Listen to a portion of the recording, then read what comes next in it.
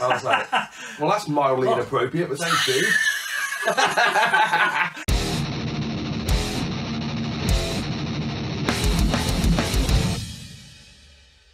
So, back again.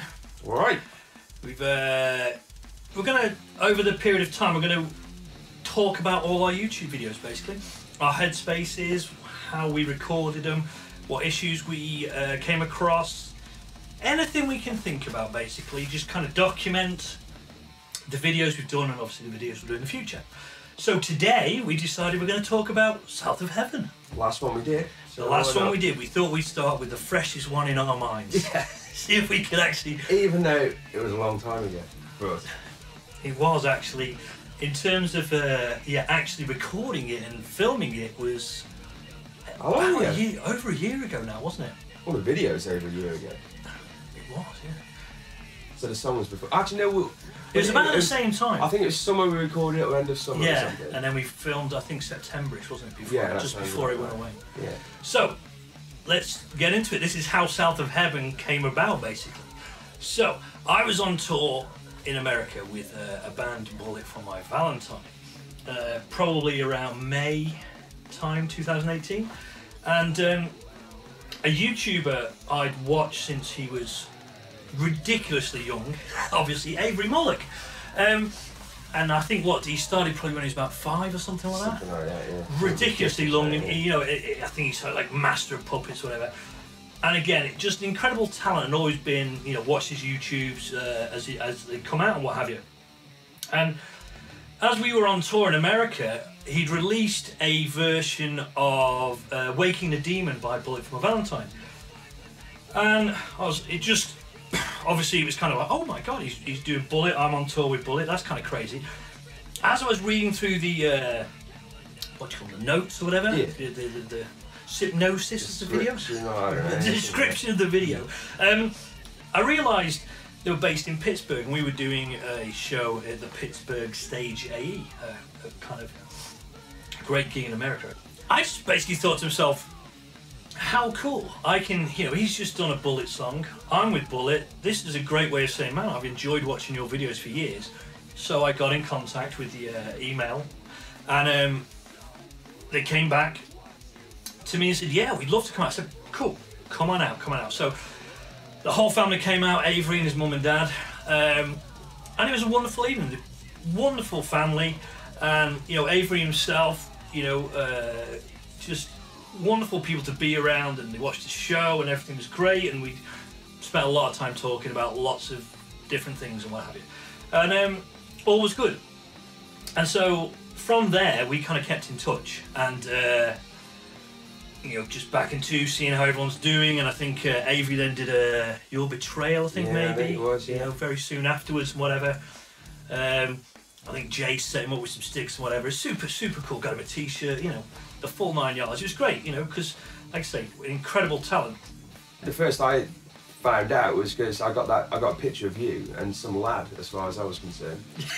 I was like, well, that's mildly inappropriate, but thanks, dude. And it's then nice obviously, you said that. Yeah. What are you sending me, Rex? What the hell? Yeah, 3 in the morning or something. Cheers. Yeah, of course, time difference as well. I'm probably all hyped about it, going, check it out, I bet Avery. No, that's right, cool. yeah. This is the dude. And But obviously just didn't click. Yeah. No, I didn't have a clue. Didn't click, But then I realised who it was, and thought, oh, that's pretty damn awesome. Yeah. That's pretty cool. It was his dad that suggested that maybe we should do a collaboration. I said, we're not really going to say no to this. No, definitely not, no. Super, this is fantastic. So, I don't remember it being a massive decision, or, I mean, I know we conversated about it, didn't we? But I think in reality, I think they just filmed South of Heaven, Avery just done. It certainly hadn't been out long if it wasn't. And he's like, I tell you what, here's the drum tracks and the footage from Avery doing South of Heaven. You guys take it away, and we'll do the rest to it. And it felt like a good thing to do. Fast forward a year, and actually it was the greatest thing to do, because it did take some of the pressure off me when I lost the plot in the interim year, that I didn't actually have to go back and feel that I was holding on to something Avery hadn't released himself. So it kind of felt like a safe option as well. So that was kind of cool. So yeah, we got, you know, all the files got sent over and we just went around tracking. Now I do remember that it was all very simple. I don't remember. Yeah, I've got no like bad memories of it, apart from solos, obviously. But again, because we'd done a few Slayer songs in the past, it felt. You know they're not supposed to make sense. Yeah, yeah. I think like when we did kind of seasons and stuff like that. I think even with Bloodline, because that was all like weird. You kind of know a Slayer solo is not going to be normal. So yeah, it's not like it's in E just. Did you do these solos separately as well? Did you record them at your house? And bring them, I can't. Or did you do me? You didn't while I was away. I remember that much. Yeah, you were definitely away. I think I might have done one of them at home, not for any particular reason, just because. No, because I know we tracked all the rhythms and the bass together and all the vocals, obviously. Because when we track vocals, especially, you know, I'll sing and Paul will engineer, and we'll, you know, kind of bounce off each other to hopefully make sure we kind of get the best take. Vocals is always the hardest one on the YouTube things because, you know, it's very easy to get drums and guitars to sound similar. You know, you put a plug-in in, whatever, you can get the sound in the region of the original.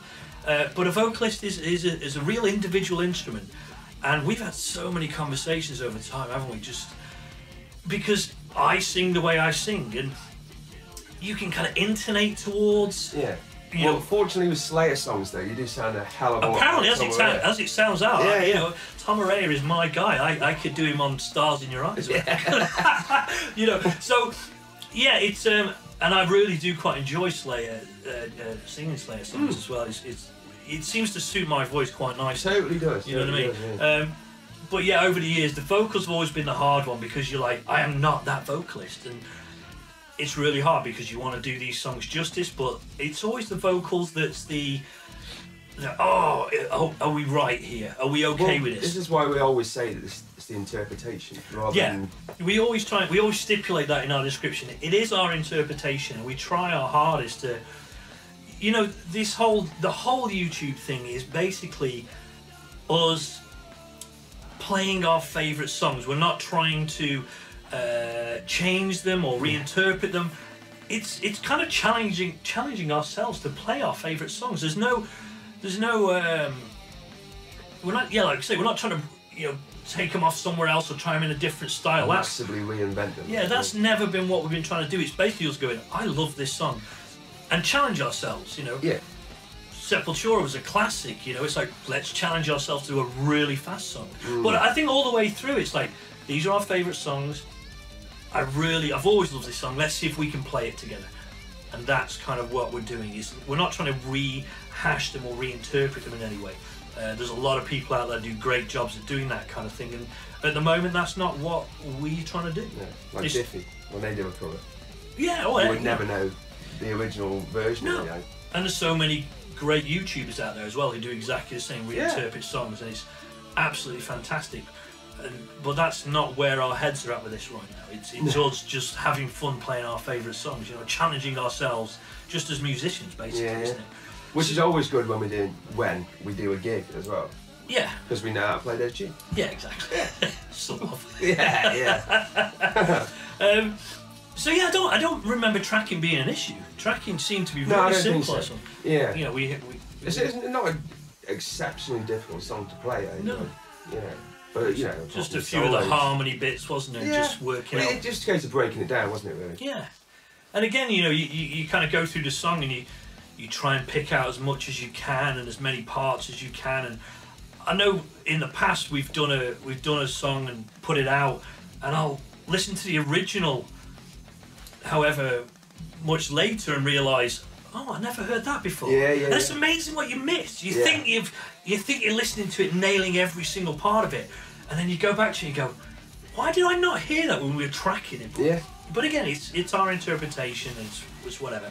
But so, that's something we've kind of grown into as well, because when you first started doing things like, you just think, right, guitar, bass, drums, vocals or whatever, with the odd little bits on top or whatever. not realise, well, probably I'm realising, but they probably used about 60 tracks or something. Yeah. And we got it all down in about 8. Yeah. And we're also always on a time limit. Yeah. You know, course, there's always, you know, we work in 3-hour windows basically, don't we? Like 9 till 12. You know, normally we settle the families down, kids are in bed, and we come in from 9 till 12. And, you know, we try and do that. And we don't rush anything particularly, but at the same time, we can't procrastinate too much about our performances. No. You know, it has to be a little bit, yeah, we're happy with that.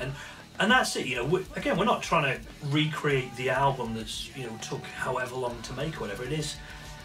You know, it's... thrashing it out. Thrashing out to the best of our abilities, yeah. You know. And then, of course, so we got to the video and it was like, okay, so we have Avery's footage. So it's like, how do we kind of make this cohesive? And Avery's dad at the time had kind of shared with me some software that allowed you to resize your screens and put, you know, very simply resize multi-screen thing. And I thought, well, that's a great idea. Let's use that. So, and again, it was new for me. I used Final Cut as my editing tool, and it was new for me as well. So it was kind of like, okay, this feels like kind of cool. I think we just done Wolverine Blues. Yeah. On the green screen, which we'll get to on another video. Still came out great though. And then so when we started putting it together, so we kind of shot it knowing that it would be individual shots, and you sort of but when I started editing it, one of the issues I hit straight away, which was a mental block rather than any real problem, was you realise the song does the same thing.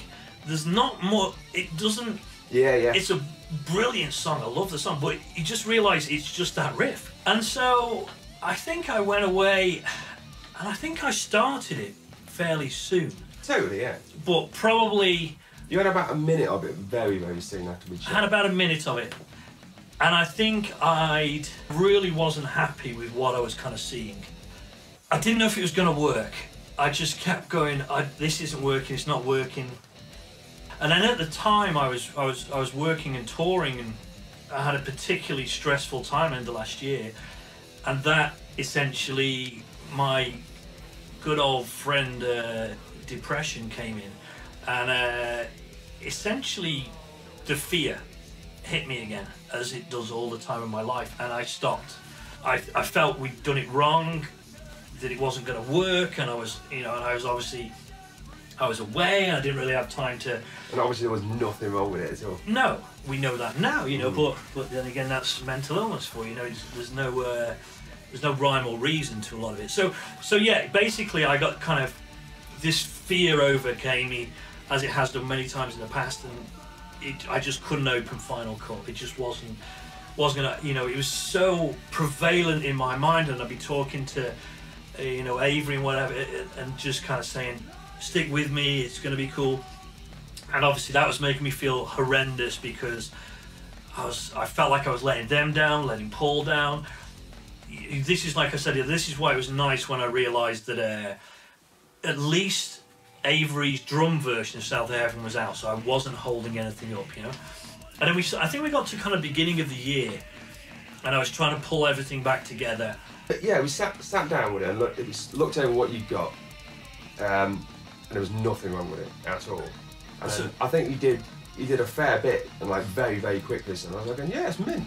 Yeah. And then I stalled again, didn't I? You stalled a little bit again, but you know, you had like you on tour, and like Ryan would be mithering you and things like that. Yeah, well, me and Ryan were trying to friend my drum tech on Bullet. He you know, I kind of say to him, he's like, come on, Rich, you can do this. And I say, right, we're going to sit down, and kind of almost like, you're going to sit down with me, and that's going to force me to kind of figure this out. And just being so busy, we just never got round to it and what have you. And then it's probably middle of this year, I think I finally finished the edit. Basically, yeah, it was like, we're done. I think I sent it over to America, and everyone's like, Rich, this is great, cool. All I got to do now is kind of finalise it, cross the T's, dot the I's, we're done. And then it stalled again. And then I was like, I built this kind of the grading up in my head to just be this massive entity, which I think took me all of about 3 minutes. Press the button, that was it. This has happened before, though, hasn't it? This has happened before, yeah. There's always something with a video we make. Yeah. As always, it felt so good to get it out and finally out the system and out into the world. And you're like, oh, you know, and every time it's like, why did it have to be so hard? But that is in part a lot to do with me and my mental illness. You know, it's you know, these things, sometimes I get overwhelmed with it all, and that happened. But there was also a lot of other things going on in my life at the time which, you know, compounded everything as well. The interesting thing is that, again, we'll probably talk about at another point, is behind the scenes we're incredibly productive. Yeah, we demoed covers. We did a hell of a lot of demoing. I essentially wrote 2 albums. We wrote the Imperium. Yeah. And we demoed all the headcase stuff. So there was a lot of stuff going on in the background, and we built a new studio. So it wasn't like we were. It's just that side of things. It just became a thing for you, didn't it? It did become a hurdle. It became a hurdle, and we got over it eventually, and presented it to the world. We said it before. Avery's just such a wonderful talent, incredible. It would be amazing to see where he goes. Yeah. Just he's not going to get shitter, is he? So. No, to definitely check out Avery's website, or maybe put it at the end of this one. Yeah. The link as well. And fingers crossed, as always. Hope if you've got this far, we thank you so much. You know what I mean? And we'll be back. Have fun. See you all soon. Take it easy. Bye.